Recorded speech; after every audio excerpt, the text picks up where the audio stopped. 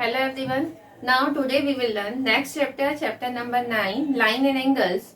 So here in this chapter we will learn what is the lines and parallel lines and properties of lines and pair of angles, different angles. Okay. So in previous class we already learned what is the angle and types of angle and line. But some reviews is see introduction. Point. What is the point? So point in this geometry is the location of anything. अगर आपको किसी चीज की location बतानी है then हम क्या करते हैं, इस टाइप से एक पॉइंट शो करते हैं with a dot. So this is called a point. So A is the point, B is the point, C is the point. Point is the location. Okay. Now what is a line segment? When the joining of two points then the figure is called line segment. Means हम in other words we can say line segment has two ending points. उसके दो ending points रहेंगे तो वो जो होगी line रहेगी. It has no thickness but it has a fix length. इसकी लेंथ रहेगी, थिकनेस नहीं रहेगी बट लेंथ रहेगी. तो लाइन सेगमेंट की ऑलवेज एक फिक्स लेंथ होगी. सपोज 5 सेंटीमीटर, 3 सेंटीमीटर, जिसको हम जो रूलर से हम ड्रॉ करते हैं. So this figure is called line segment and it is written as A B. और उसके ऊपर हम ये इस तरह से बार लगा देते हैं, या लाइन सेगमेंट का साइन होता है. Now what is a ray? It has only one end point. हमने लाइन सेगमेंट में लिखा था कि it has two ending points. ठीक है, तो फिक्स हो गई. अब एक तरफ से तो आपने फिक्स कर दिया बट एक तरफ से इसको एक्सटेंड कर दिया. सपोज इस लाइन सेगमेंट को ही एक एंडिंग पॉइंट से एक्सटेंड कर दिया तो एक्सटेंड होकर ये आगे जाएगी. ये एरो का जो होता है sign, it means extend to ending, to endless. Means ये पता नहीं है कहाँ तक जा रही है तो हम उसको फिर ऐसे एरो साइन करके शो करते हैं. तो यहाँ पे हम रे को भी अगर लिखेंगे तो कैसे शो करेंगे? Ray, A B ray is this, C D is a ray. तो हम जब रे को शो करेंगे तो इस तरह से उस पर एक एरो वाला साइन बना देंगे. ठीक. So it has only one end point. So it is clear. It does not has a fix length. इसकी फिक्स लेंथ होगी नहीं क्योंकि रे है, ये एक तरफ से एक्सटेंड हो रही है, हमें नहीं पता कहाँ पे एंड होगी.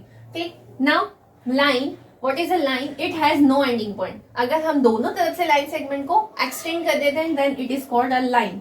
सो here A B is a line then and it is denoted as A B. हम इस तरह से ये दोनों तरफ एरो बनाएंगे.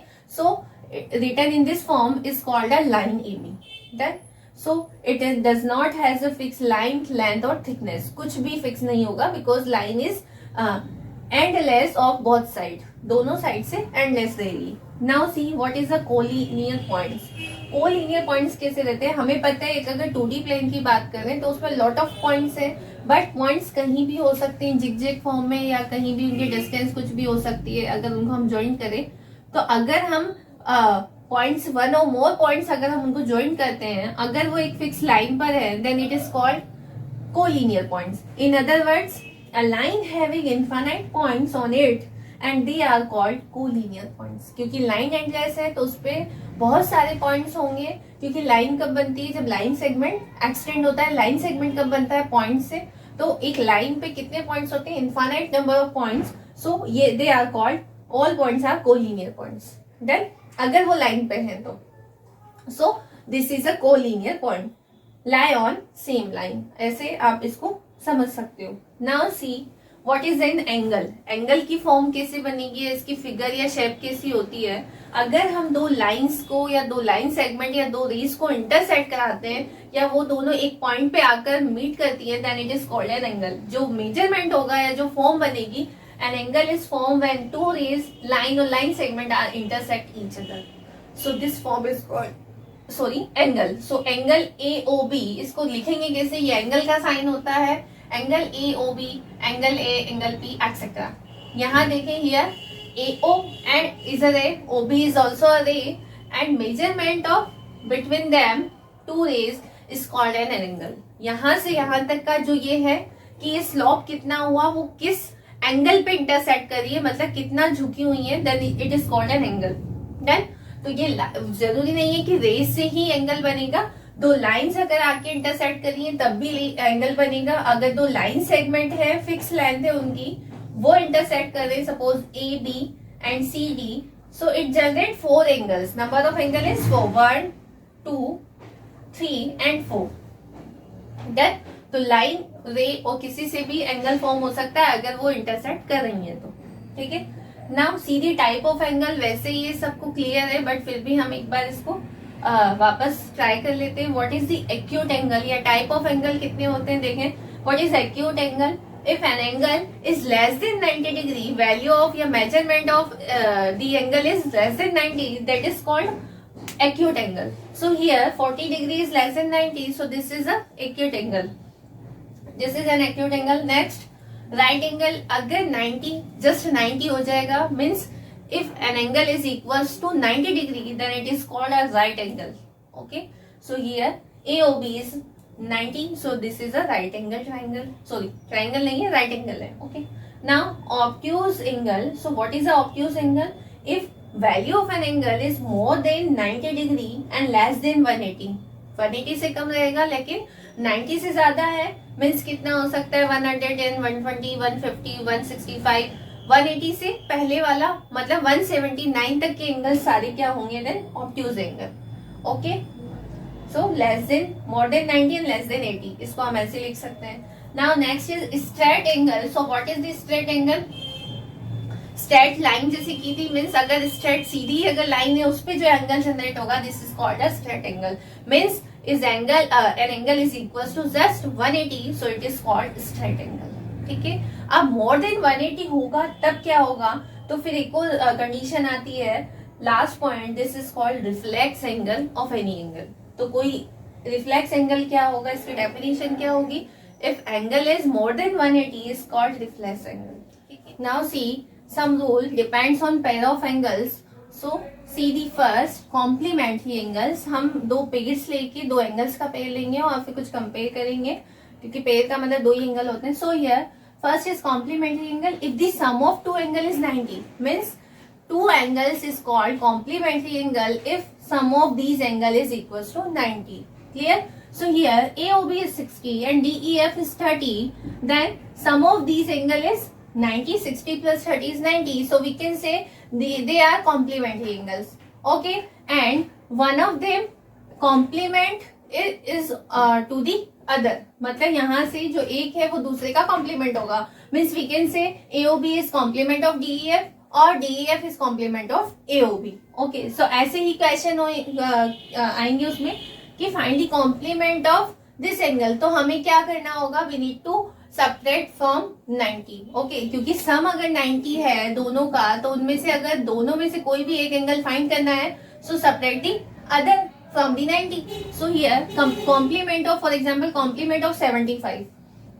तो क्या करोगे आप, we need to subtract 90 from 75 from the 90. So 90 minus 75 is 15 degree. So we can say complement of 75 is 15. Okay, so आपको 90 से subtract करना है.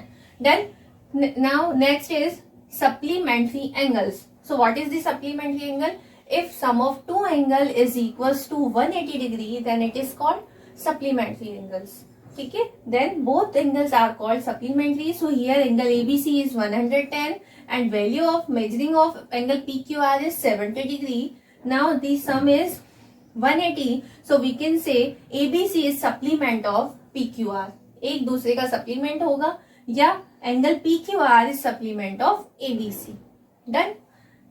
सो इफ सप्लीमेंट ऑफ 15 डिग्री ऐसा क्वेश्चन है अगर आपको फाइंड करना है so we need to subtract from 180. क्योंकि इन दोनों का सम 180 है तो हमें ये रूल ध्यान रखना है कॉम्प्लीमेंट्री है देन 90 से सबट्रैक्ट करोगे. सप्लीमेंट्री एंगल्स फाइंड करने मीन्स 180 से आप दूसरे एंगल को फर्स्ट एंगल को सबट्रैक्ट करोगे तो आपके पास दूसरा एंगल आ जाएगा. सो 15 का सप्लीमेंट कितना आ गया यहाँ पे 165 degree. Done. Now see next type of pair of angle is adjacent angles.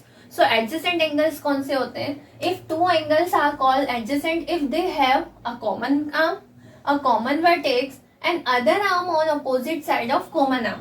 Means उनकी दोनों एंगल्स की एक आर्म कॉमन हो, मतलब वो एक दूसरे से टच पे हो और उनका वर्टेक्स भी कॉमन हो, बाकी जो रिमेनिंग आर्म्स है वो दोनों अपोजिट साइड हो. तो यहाँ देखो दो एंगल बनाए AOB और BOC. इन दोनों की कॉमन आर्म कौन सी है OB और वर्टेक्स भी दोनों का कॉमन है. So these angle are called common adjacent angle. Here One more example, QPZ and angle RPZ are also the adjacent angles. Clear? Adjacent का मतलब है, मीनिंग है कि एक आर्म उनकी कॉमन होनी चाहिए. ठीक है, दोनों आर्म कॉमन हो जाएगी तो वो कॉन्साइड हो जाएंगे, तो ऐसा नहीं हो सकता. Now next is linear pair. So what is the linear pair of angle? Linear pair कब कहेंगे? इन्हीं एंगल्स को हम लीनियर पेयर का नेम देंगे if two adjacent angles called linear if they are supplementary. अगर उसमें दो एक साथ रूल फॉलो हो जाए कि वो एडजेसेंट भी है और वो सप्लीमेंट्री है, मीन्स उनका सम अगर 180 है, या in other words adjacent angle form a straight line. अगर वो स्ट्रेट लाइन पे है then it is called a linear pair, क्योंकि हमें पता है स्ट्रेट लाइन या स्ट्रेट एंगल कितना होता है 180.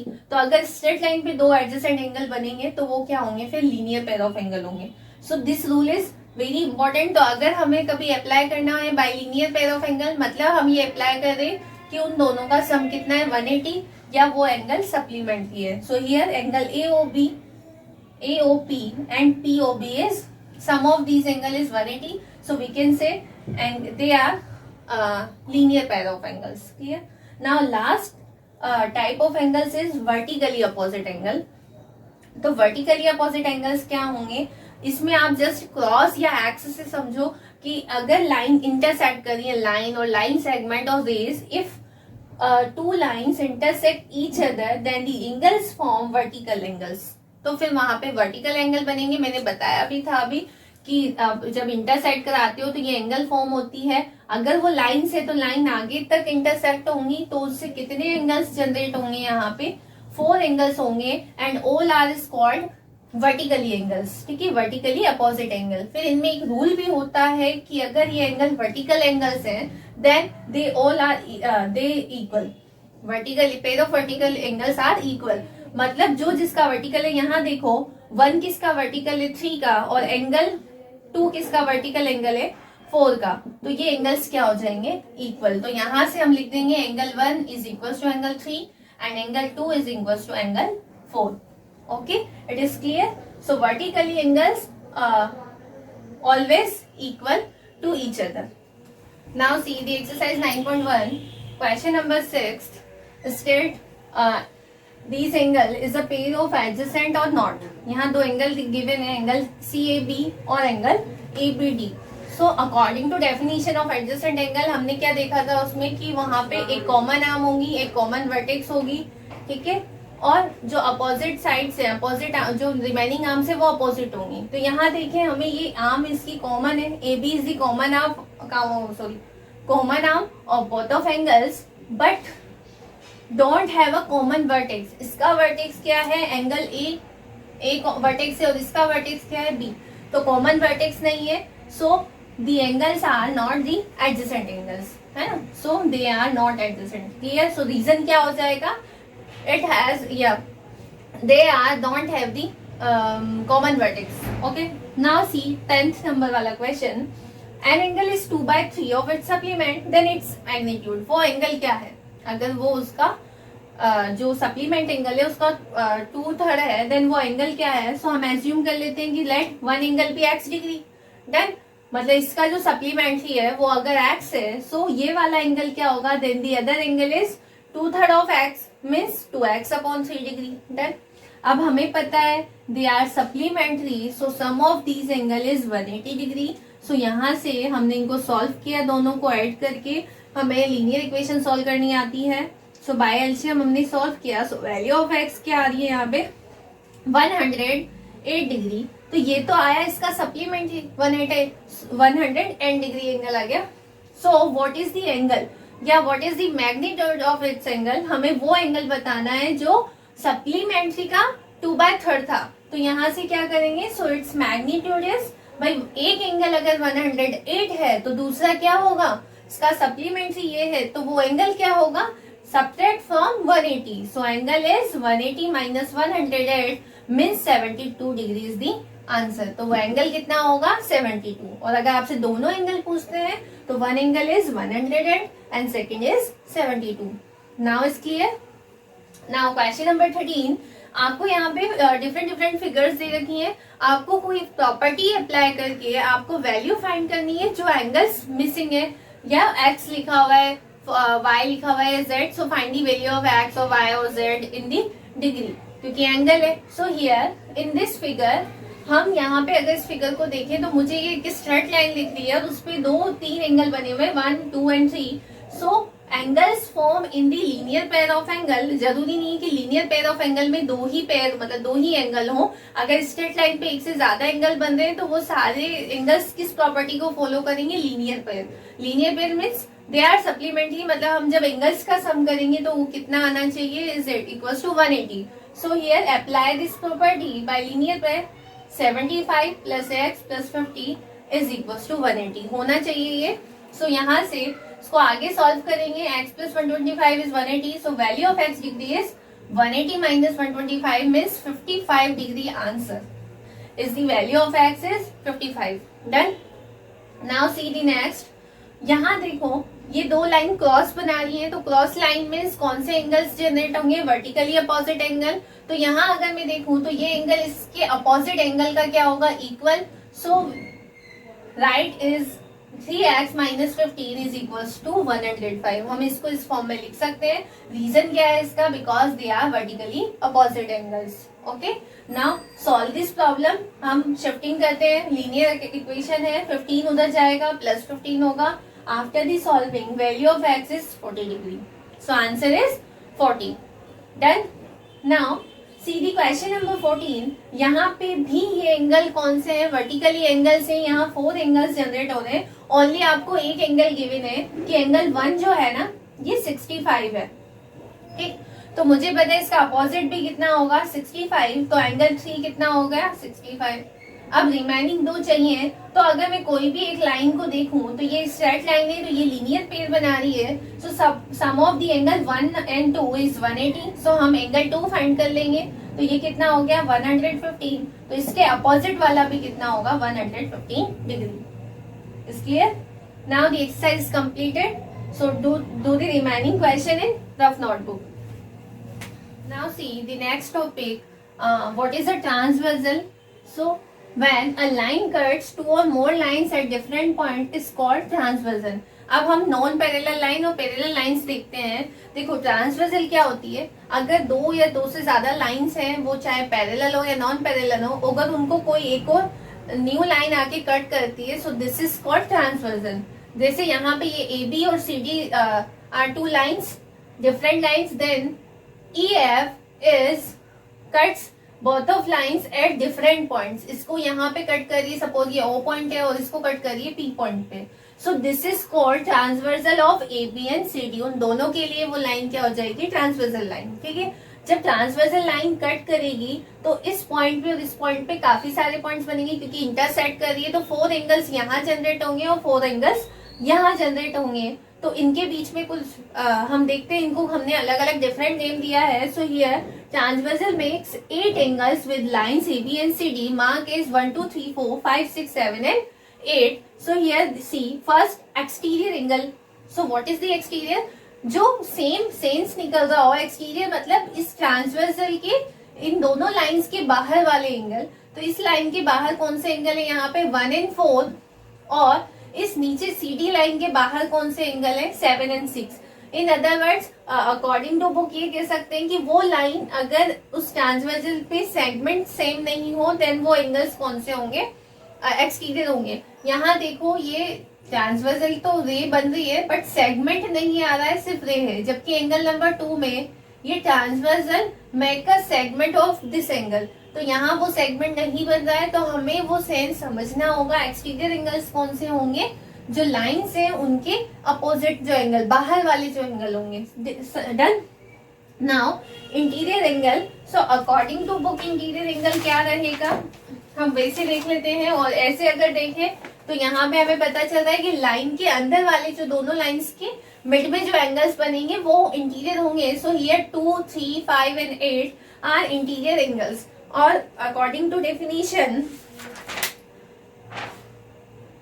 a pair of angle in which one arm of each of the angles is on opposite side. Sorry, interior angle, the angle whose one of the arm contain the segment on the transversal cut by the given lines are called interior angles.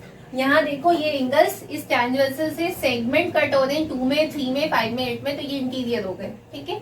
अब हम देखते हैं corresponding angles. Corresponding angles का मतलब होता है जिनका same, जो सेंस है ना वो सेम निकल रहा हो। करिस्पॉन्डिंग मतलब जैसे ये वन एंगल लाइन के ऊपर है और इस अपोजिट राइट साइड पे है, वैसे ही इसमें नीचे लाइन में अपोजिट साइड पे 5 है, ऊपर की तरफ लाइन की और राइट साइड पे, तो 1 का जो करेस्पॉन्डिंग एंगल है वो 5 होगा। Similarly corresponding to 2 is 6, corresponding angle of 4 is 8 and 3 is 7, ठीक है। According to definition, a pair of angle in which one arm of both the angles of the pair is on the same side of the transversal and the other arm are directed in the same sense is called a pair of corresponding angle.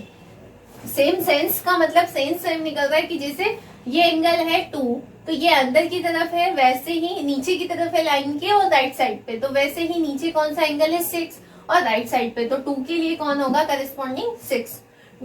Then alternate interior angle, अंदर हो लेकिन alternate हो, ऐसे हो cross में, देखो यहाँ तो इंटीरियर ये चारों एंगल है, तो 2 के ऑल्टरनेट कौन सा होगा, हम 2 को 3 ये ना देखें या ये इसके ऑल्टरनेट ऐसे देखें, तो 2 के ऑल्टरनेट एंगल कौन सा होगा 8, अपोजिट मतलब अंदर की तरफ। ऐसे 3 के ऑल्टरनेट इंटीरियर एंगल कौन होगा 5। तो according to definition, a pair of angle in which one arm of each of the angles is an opposite side of the transversal and whose other arms included the same segment, so is called linear alternate interior angles। यहाँ देखो 2 के लिए भी यही काम है, इस 8 के लिए भी है, और बाकी आर्म्स अपोजिट जा रही है, ये राइट में जा रही है तो ये लेफ्ट में जा रही है।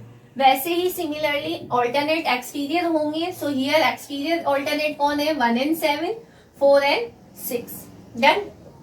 Now it is then co-interior angles. Co-interior का मतलब interior angles on the same side, एक ही तरफ से, जैसे 2 और 5 एंड 3 8, ये एक ही तरफ एंगल है, अंदर भी है और सेम साइड में है, सो इट इज कॉल्ड को इंटीरियर एंगल्स। बाकी क्रॉस से वर्टिकली अपोजिट एंगल बनते हैं वो तो हमको पता है, तो 1 के वर्टिकल 3 है, 2 के वर्टिकल 4 है, 5 7 8 एंड 6। डन। अब आते हैं हम पैरेलल लाइंस। देखो एक तो 2 कंडीशन है ट्रांसवर्सल कब कब बनेगी। एक कंडीशन तो ये है कि ट्रांसवर्सल जो है वो नॉन पैरेलल लाइंस को कट कर दियो, एक है कंडीशन की ट्रांसवर्सल पैरेलल लाइंस पे कट कर दियो, तब फिर कुछ अलग रूल होते हैं, डिफरेंट जो है फॉर्म हो जाएगी। So see the what is the parallel lines. देखो नॉन पैरेलल लाइंस कैसी होती है, ये कहीं जाके इंटरसेक्ट करती है at least 1 point, it is they are intersect at least 1 point, but parallel lines which do not intersect each other, always non intersecting lines में, ये मतलब ये कभी भी इंटरसेक्ट नहीं करेंगी, दोनों लाइंस ऐसे सीधी रहेंगी स्ट्रेट। मीन्स आप कहीं से भी इनकी डिस्टेंस देखो, कोई डिस्टेंस सपोज ये 3 सेंटीमीटर की डिस्टेंस है तो हर पॉइंट से वही रहेगी। नाउ सी पैरेलल लाइंस, सो बीच इसकी डेफिनेशन हो गई which do not intersect each other. तो अब हम देखते हैं अगर ट्रांसवर्सल पैरेलल लाइंस पे बनती तब क्या कंडीशन होगी। तो इसके लिए देखो रूल्स हैं। रूल क्या है जो हमने इधर देखे थे, जैसे करेस्पॉन्डिंग एंगल्स थे, अगर लाइंस पैरेलल है तो वो एंगल्स क्या हो जाएंगे equal. So first rule, each pair of corresponding angle is equal if lines are parallel. Each pair of alternate exterior angles are equal if line are parallel. Each pair of alternate interior angle are equal if lines are parallel. And co interior angle are supplementary if lines. ये जो को interior है, क्योंकि यहाँ पे lines क्या है parallel है, तो ये जो एंगल है सपोज ये 60 है तो ये भी कितना हो जाएगा 60 करस्पॉन्डिंग से। ये 60 है तो ऑल्टरनेट इंटीरियर से ये कितना हो गया 60, और देखो वर्टिकली अपोजिट से भी ये 60 आ रहा है। वैसे ही अगर हम ये लीनियर पेयर देखते तो ये 120 है, तो जब ये इधर से लीनियर पेयर शो कर रहा है तो यहाँ इन दोनों को कंपेयर करें तो 60 और 120 ये भी 180 हो रहे हैं, तो उससे ये रूल बन गया कि को इंटीरियर एंगल्स अगर हैं पैरेलल लाइन से तो वो को इंटीरियर एंगल्स कैसे होंगे सप्लीमेंट्री होंगे। ठीक है। अब इनका हम रिवर्स ये देख सकते हैं कि अगर कोई लाइंस है, हमें नहीं पता कि पैरेलल है या नॉन पैरेलल है, बट अगर उनमें इन चारों पॉइंट्स में से कोई एक रूल फॉलो हो जाता है then we can say they are parallel lines. Done. Now see the exercise question, exercise 9.2, question number 6. It is given AB line and AB parallel to CD and transversal PQ is given. So in this question find all other angles. तो यहाँ पे हमें only one angle given है, angle 1 is 65 और हमें बाकी सारे angles find करने हैं. तो हम क्या करेंगे यहाँ पे, देखो लाइन्स आर पैरेलल, सो हम कोई भी यहाँ पे रूल फॉलो कर सकते हैं. हमारे पास 2-3 रूल्स थे, vertically opposite angle, corresponding angles और alternate interior angles. So here first we find angle 1 is equal to angle 2. Why? Because angle 1 is vertically opposite of angle 2. So here they are equal. ठीक है, तो ये 1 से यहाँ पे 2, ये दोनों 65 हो गए. Now next is angle 2 is equal to 8. क्यों होंगे? क्योंकि दोनों एंगल्स कैसे हैं? Alternate opposite, sorry alternate interior angle है, तो यहाँ से दोनों की वैल्यू सेम होंगी, तो ये भी 65 डिग्री हो गया. और कौन से एंगल 65 होंगे? देखो अब in the figure 3 is equals to 8. Why? Because it is also vertically angles, so 65 degree.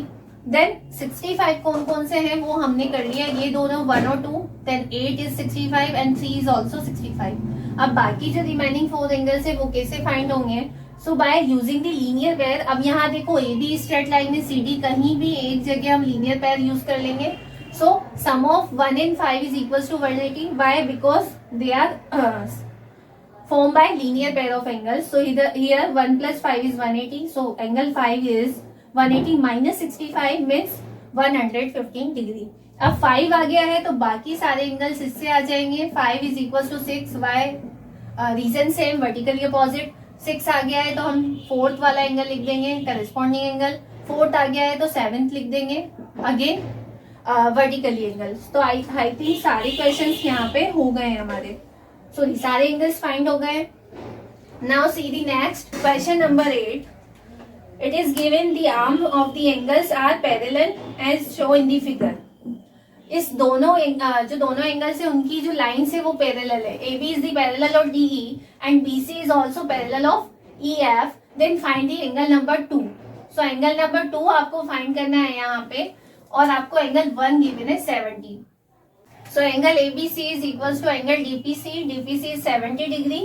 Why? Because they are corresponding angles. Lines are parallel, तो angles equal होंगी obviously. So angle 2 is equals to DPC. अच्छा, ये 70 आ गया है तो अब 2 भी 70 हो जाएगा, क्योंकि ये दोनों लाइन्स भी पैरेलल है, तो यहाँ भी वही सेम रूल फॉलो हो जाएगा. तो corresponding एंगल से ये भी इक्वल हो गए. Now see the last question, question number 13. Proof that lines are parallel. आपको AB लाइन को CD के पैरेलल बताना है. ठीक है, अब यहाँ कुछ इंफॉर्मेशन गिवन है. Angle ABP is 70, BPC is 40, CPQ is 30 and the last DCP is 150. Done. So see in the figure angle BPQ अगर मुझे लिखना हो पूरा एंगल, तो यहाँ देखो ये दो एंगल्स में ब्रेक किया हुआ है, BPC प्लस CPQ. तो टोटल इसकी वैल्यू कितनी आ जाएगी? 70. अब अगर हम कंपेयर करें, compare the both of angle, ABP is equals to BPQ. So we can say if alternate angles is equals in the both of line, then the lines are parallel. So AB is parallel to PQ. अभी question complete नहीं हुआ, AB और PQ parallel आई हैं. अब हम आगे देखें. So extend ray DC to E. इस DC को हमने एक्सटेंड कर दिया opposite to E, opposite side of E, sorry C. सो यहाँ पे ये हो गई. देन ये लाइन को अगर आप एक्सटेंड कर दो तो लीनियर पेयर बनेगा, तो ये एंगल कितना होगा? 30 डिग्री का. सो एंगल PCE जो है वो कितना हो गया? 30 degree by linear pair of angle. अब इन दोनों एंगल्स को कंपेयर करें वापस से, तो ये दोनों भी Z फॉर्म बना रहे और साथ में दोनों की वैल्यूज भी इक्वल है. So we can say if alternate angles are equal, again the lines are parallel. तो CD लाइन किसके पैरेलल हो गई? PQ के. मैंने इन दोनों को इक्वेशन दे दी है. By compare the both of equation 1 and 2. AB is parallel to PQ, but PQ is also parallel to CD. So AB and CD are also parallel. तो लाइन AB किसके पैरेलल हो जाएगी? CD के. Now it is completed by my side. So do the remaining question of exercise 9.2. Okay, thank you.